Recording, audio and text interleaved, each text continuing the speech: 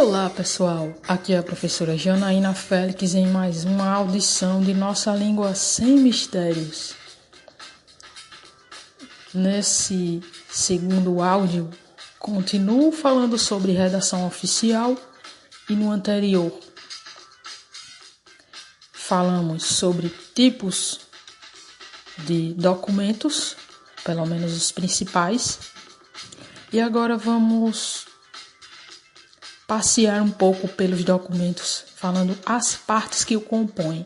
E por fim, vamos falar sobre a identificação do destinatário e os vocativos. Isso para o tipo ofício, que no outro áudio foi feita uma diferenciação entre ofício e memorando. Ofício é documento externo, comunicação entre órgãos. Então, por isso que tem essa identificação a mais no ofício, que é o uso do vocativo, o chamamento do receptor, de quem recebe a mensagem do destinatário. Mas antes, quer enviar e-mail, envia para Jana, com 2 N's, jana.fg25@gmail.com. Visita o site acessibilidadeinfoco.com e agradeço a sua audiência por onde você estiver recebendo. Como são documentos padrões, seguem uma norma rígida. Então vai desde a correspondência, que é envelope branco, discreto, sem enfeites, a diagramação, papel branco, havia aquele contraste, de papel branco com letras negras. O uso de impressão colorida só se realmente precisar, em anexos, em questão de processos, para contrastar, para destacar melhor um gráfico, enfim. Mas no mais, a impressão é em preto e branco, bem simples. Uso da norma culta, fontes, tamanho 12 e tamanhos menores para citações e rodapé, se tiver, que é algum textinho básico na parte inferior do papel. O cabeçalho. Muitas empresas já têm um timbre com identificações básicas, mas se for necessário, use o cabeçalho com identificações gerais do emissor, remetente, com nome completo, endereço, telefone de contato válido, e-mail também, correio eletrônico. E voltamos à correspondência, com o endereço como já conhecemos da carta, em seus respectivos lugares. Num lado o endereço do remetente e no outro do destinatário. Com o pronome de tratamento adequado, que aí falaremos no próximo áudio sobre isso. Endereço, enfim.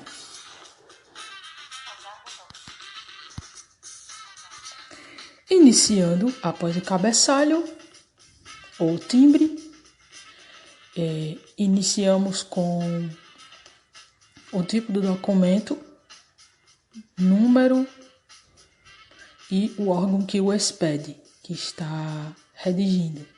Isso é mais até indicado para, no caso de memorandos ou ofícios entre órgãos, que há esse volume de troca de informações todos os dias, tem aquela identificação, para que até inclusive a pessoa não se perca, e para uma posterior consulta ou referência. Mas no caso de nós, cidadãos, pessoas físicas que emitem de vez em quando, bastando apenas o cabeçalho, e aqui colocando MEM, o ofício, já é um título. Aí vamos para o próximo. Local e data. Isso aqui é importante. Por exemplo, Arapiraca, vírgula, 22 de agosto de 2020.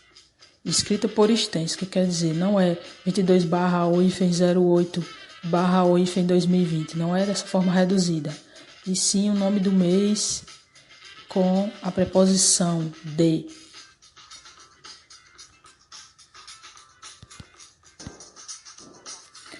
Na diagramação, esta data deve estar alinhada à direita.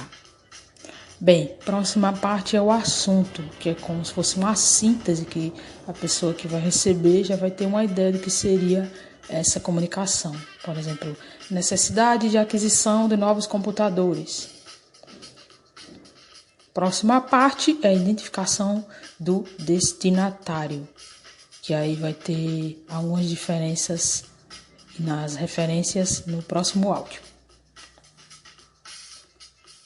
Que aí vai conter o nome e o cargo, e sendo o ofício, que como falei, comunicação externa, inclui também o endereço. E também no caso do ofício, após essa identificação, ter o vocativo, que já dando um aperitivo do que seria, o vocativo é magnífico reitor, para os chefes das universidades, os reitores. E na identificação poderia ser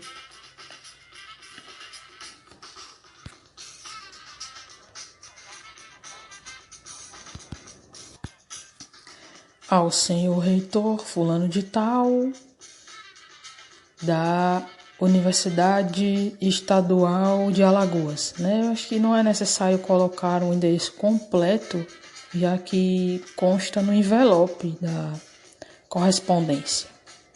E aí sim, vocativo, e vamos ao texto, ao desenvolvimento. Sim, lembrando também que no caso de memorandos, que é uma comunicação interna, na identificação, basta apenas, por exemplo, será endereçado ao chefe do almoxarifado. Então, poderia ser ao senhor chefe de gabinete, ao senhor chefe do almoxarifado, ao senhor gerente de compras, né? Já que é entre, né, no mesmo órgão.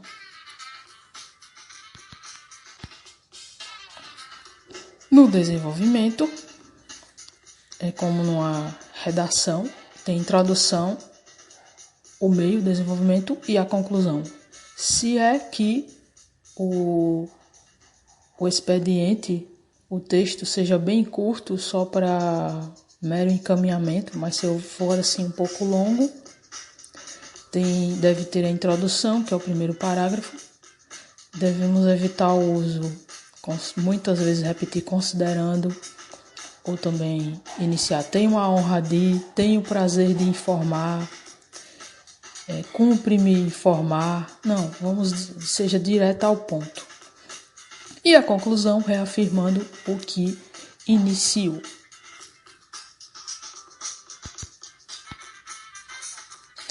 Os parágrafos, caso haja muitos, devem ser enumerados. E bem importante, a identificação do signatário, que é como chama a quem expede, o remetente da mensagem, não pode ficar separado do texto em si. Tem que, se for para uma linha, ou melhor, para uma folha seguinte, tem que levar pelo menos a última linha desse texto. Por fim, vamos ao que chamamos de fecho. Chamamos de fecho uma saudação final para o destinatário, que é, nesse caso, entre pessoas de igual hierarquia nos cargos, né, e autoridades, ou abaixo, finalizamos com atenciosamente. Já em cargos superiores, é respeitosamente. Então, eu acredito que o cidadão comum deve sempre se referir a, sei lá, emitir um ofício para o prefeito, secretário, respeitosamente. Que antes, no manual da presidência, no manual da redação oficial da presidência da República, dizia-se que esse fecho só era indicado para o presidente da República, mas agora já se aceita para cargos superiores ao que a pessoa se refere.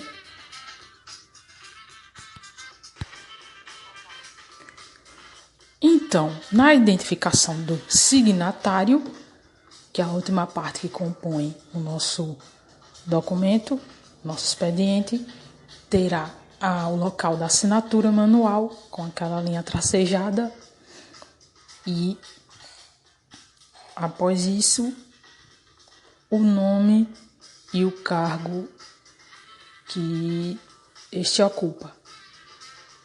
E no caso de nós sendo cidadãos, pessoa física, bom, como não é uma correspondência particular, geralmente vai ter uma finalidade, digamos, sei lá, eu ou você seja representante ou presidente de uma associação comunitária. Então teria o nome e na outra linha o cargo, o que representa, presidente da associação, da comunidade tal. E aí uma ressalva para a identificação do presidente da República, que tem outra forma aí personalizada. Já identifica por si só, creio, pela carimbo, ou já sem necessitar colocar o nome e seu cargo, apenas presidente da República. Agora, quando endereçarmos a ele, aí sim, temos que nos referir lá no campo indicado, destinatário, conforme já citei anteriormente. Então, gente, esse foi um pouco do que analisamos e colocamos aqui as partes que compõem um documento padrão ofício. Se logo mais alguém quiser que eu detalhe ou fale de outros tipos de documentos na correspondência oficial, como portarias, atas, pareceres, editais, atestados, certidões, enfim, são muitos tipos. E aí podemos falar posteriormente pelos canais de comunicação que vocês já conhecem. É isso aí, gente. Estudar é sempre bom e até a próxima, pessoal. Finalizando com a referência de identificação do destinatário e os vocativos. Procurem também ouvir, rever a aula sobre pronomes de tratamento que fizemos. Está lá no site acessibilidadeenfoco.com, no link Nossa Língua Sem Mistérios. O legal é que lá está tudo em ordem alfabética e aí é super fácil de localizar o que se quer, além de ter o campo de busca. E também tem o recurso melhorado para a galera que tem baixa visão, com aumento e o zoom da fonte. Não é legal, gente? Então é isso aí. Até a próxima!